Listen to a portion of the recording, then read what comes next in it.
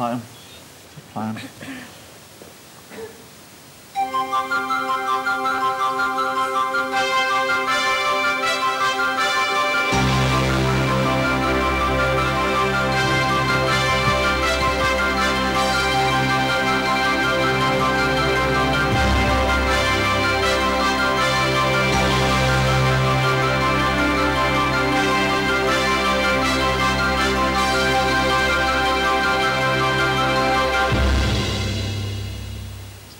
Good morning and welcome to breakfast on GBTV. It's Tuesday the 8th of May.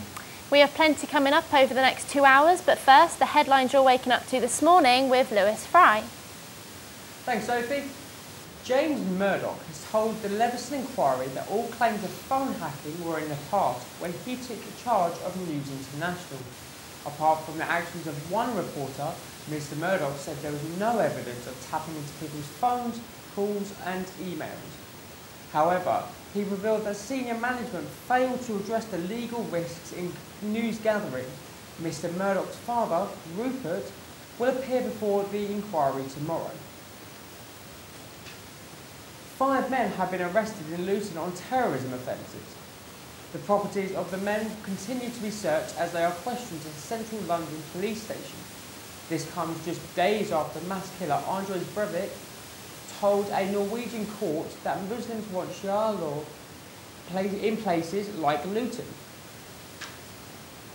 In the United States, Jennifer Hudson has spoken at a trial of a man charged killing 3 members of her family. The American singer was the first to give evidence against William Balfour on the charge of killing her mother, brother and nephew. Hudson fought back for tears as she spoke about her brother-in-law and claimed that the family did not want her to marry him, as they did not like her, like how she was treated. The victim was shot dead in October 2008, and the trial continues. A hygiene campaign is being praised after a dramatic fall in superbug infections in UK hospitals. Cases of MRSA have more than halved since the Clean Your Hands campaign began in 2005. It is thought that around 10,000 lives have been saved because of the scheme. Now in the Far East, a girl has had a remarkable escape after falling through the pavement in China. Running water had produced a cavity under the pavement, which the girl broke through. A taxi driver saw the bizarre incident and rescued her from the fall. Both were shaken, but neither were hurt. And in the music world, Adele has picked up yet another accolade. Her album 21 has become the 5th biggest selling record of all time. Despite being released over a year ago, 21 is still selling 20,000 copies a week. She has overtaken Michael Jackson's Thriller album and is now bearing down on Oasis, ABBA and the Beatles. The multi-award winner still has a way to go to knock Queen off top spot. Their greatest hit album remains at #1. Now in sport, with less than 100 days to go to the Olympic Games, Team GB football teams found out which teams they have been drawn against in the group stage. The men's team will play Senegal, UAE and Uruguay, while the women's team will face New Zealand, Cameroon and Brazil. Managers Stuart Pearce and Hope Howell see the challenge ahead as an interesting one. Well, I think ours is going to be a tough group. A little bit of it is the unknown as well. We saw Senegal yesterday, but they've got to add 3 overage players to that. Uruguay will be very strong. Senior team are doing very well at the moment. Also, their youngsters have come on leaps and bounds. And UAE a bit of the unknown, but gives us plenty of opportunity now to do our homework on the opposition. I think any team that's pulled out of the hat, they're all going to be tough games. I think, you know, we know New Zealand, we played them in the World Cup, played them in Korea, so we've got a bit of history with them. Always proved a difficult encounter. Obviously the Cameroon, an unknown quantity, so we're really going to have to do our homework there. And obviously the biggie in the group is Brazil. Third game, I believe, will be at Wembley. So 3 really challenging but exciting prospects. And also in football, Chelsea are in Champions League action tonight as they face Barcelona in their semi-final second leg. They take a 1-0 lead to the Nou Camp. but Roberto Di Matteo is aware of the Catalans' attacking prowess. But he feels his side has what it takes to progress to the final in Munich. I think we do have the qualities within this team. You do need, on your way, as we've seen in the past, you do need a little bit of luck on your side to be able to win a competition like this. But certainly the squad that we have at Chelsea and the players that we have, I think, is very good. Very good luck to Chelsea tonight. And that is all for the news and sport. Back to Lewis. Thanks a lot, Lewis. So taking a little look at this morning's papers and the headlines that you're waking up to this morning. The Times lead with a photo of Claire Squires, who sadly died during Sunday's London Marathon. Over £200,000 has been raised for Samaritans, the charity that Claire was running for in the marathon. A great gesture from the public after such a tragedy. And in the Daily Mail, Google states that parents are to blame if children view porn on the internet. A Google executive says it's a myth that laws can protect children from internet pornography. One of the stories that we'll be talking about a little later, and we'll be joined by Mary Riddle from the Daily Telegraph to explore all of the newspapers from this morning in a greater depth a little bit later on. Right, recent revelations, about the declining state of healthcare for the elderly has prompted shock and outrage across the country. However, do these findings really come as much of a surprise to us? Well, Sarah Moody's been to find out more, but please be aware some viewers may find these images slightly disturbing. Oh, yeah. That's a head. Oh, yeah.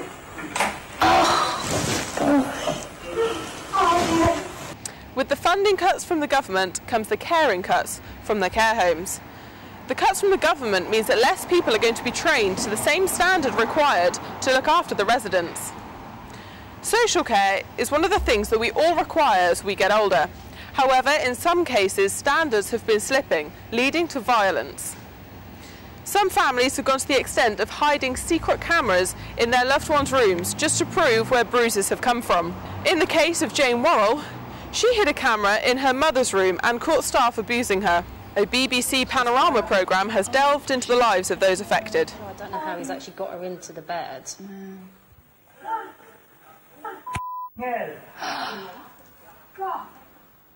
About 70% of Bupa's 18,000 care residents are paid for by local authorities, and local authorities pay for well over half of England's 390,000 care home residents. I interviewed Holly Faulkner, a local care worker, to get her perspective on these new revelations. I know you don't work in an elderly person's care home, so what type of care home do you work in? I look after residential in learning disability and physical disability. As we saw in the BBC Panorama programme, the effect on the residents from violent members of staff, would that ever happen in your company? It's not actually happened within my care home, but the company I work for is a large chain of care homes up and down the country, and it has happened in two of the care homes in the time that I've worked for the company, which is 3 years. Oh, okay. So did you ever hear of any disciplinary hearings? Yeah, basically there's a thing called CQC, which is the Care Quality Commission, which is the person, it's like the external body, like Ofsted for schools, and it's the one that inspects and protects the welfare of elderly people and any vulnerable adult, whether they're physical or mentally disabled. Your manager would take instant action, but then they have to do a policy called whistleblowing policy, and it means you have to, it's like the law to tell the CQC, and then CQC just instantly fire you and put you on a list. Similar to what like a sex offender would be on a register. It's it's called POVA, and it means you can never work in care, whether it's like any children, elderly, learning disability again. Things like this have happened in the past, so how can we ensure they don't happen in the future? I think the CQC, which is the body, like I've already mentioned, it's basically really understaffed. I think they've got sort of like 4 inspectors for the whole of South West England or something, so we get 1 inspection a year. But I mean, and they tell you the date they're coming, so although that's great, it's like, you know, if you were a bad care home, you feel like, oh, I've got to be ready by this date. You know, anyone can look good on a day. So it's like, well, no wonder places are failing, not saying it's right, but if your standards aren't being constantly critiqued, some private care homes are just going to want a quiet life and let things go, and, you know, some people unfortunately are in the care industry to make money. If we look at what's been said before, there has never been an improvement made on any of the mishaps that have happened in these care homes. It always comes down to human error and systematic failure. This is Sarah Moody reporting for GBTV Breakfast.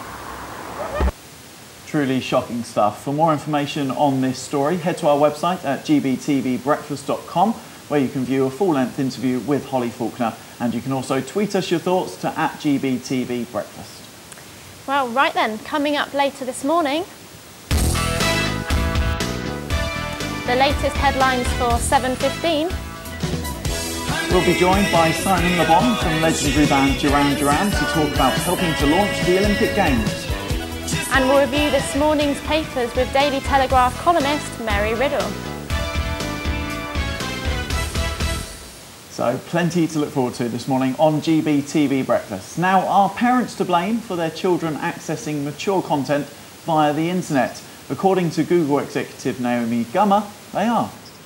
Well, Gummer believes that parents are letting their children browse the internet too freely, allowing them to come across explicit material.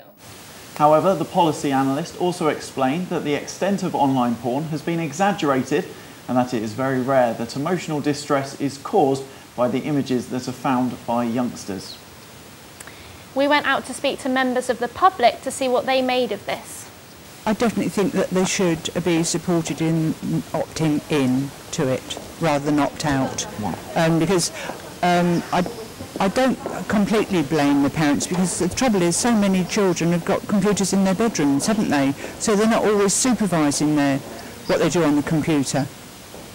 See what I mean? So I think there should be an extra safeguard for children. Suppose as a parent we're lax on some things, but most parents, reasonable, responsible parents now, are aware of the hazards and what kids can and can't do, and we're all looking out for it. I personally am, so is my wife.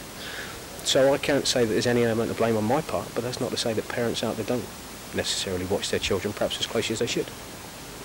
I think it is up to the parents, and I think if children are accessing that kind of thing, it's down to the parents to do something about it. And personally, I agree with the opt-in, and I wouldn't opt in, but that's how I think it should work. We're joined in the studio by our welfare correspondent Emma White. Welcome, Emma. So the Daily Mail have gone for this campaign for the opt-in service for internet providers to tell us what to do with regards to viewing online material. So what is it all about, essentially? Basically, they are trying to get internet providers like BT and Virgin and Sky to, as they introduce new customers to their programmes and to their broadband, they're giving them an opt-in to mature content. Basically, will stop any. If they select it, will they have any of this content into their homes? So it will make it more secure for children. Do you think this is the best method? Do you think opt-in is going to be the best solution to battle this? Well, yes and no. I think it will work if every provider puts it in place. Industry members have turned around and given a counter-argument saying rather than having an opt-in policy, have an opt-out policy instead.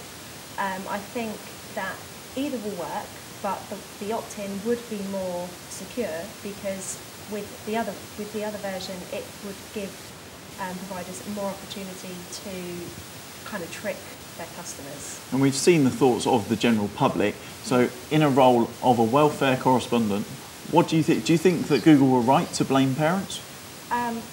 No, I don't think they were entirely right to blame parents, but then I don't think parents are entirely right to blame internet providers and internet search engines like Google.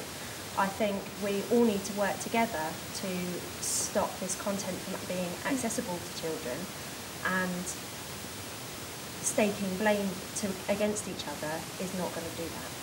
Well, it'll certainly be interesting to see how this story progresses. Thank you very much, Emma. Thank you for joining us, Emma.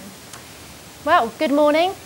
It's Tuesday the 8th of May with the latest news from 7:15. Well, Lewis will be back after this short break.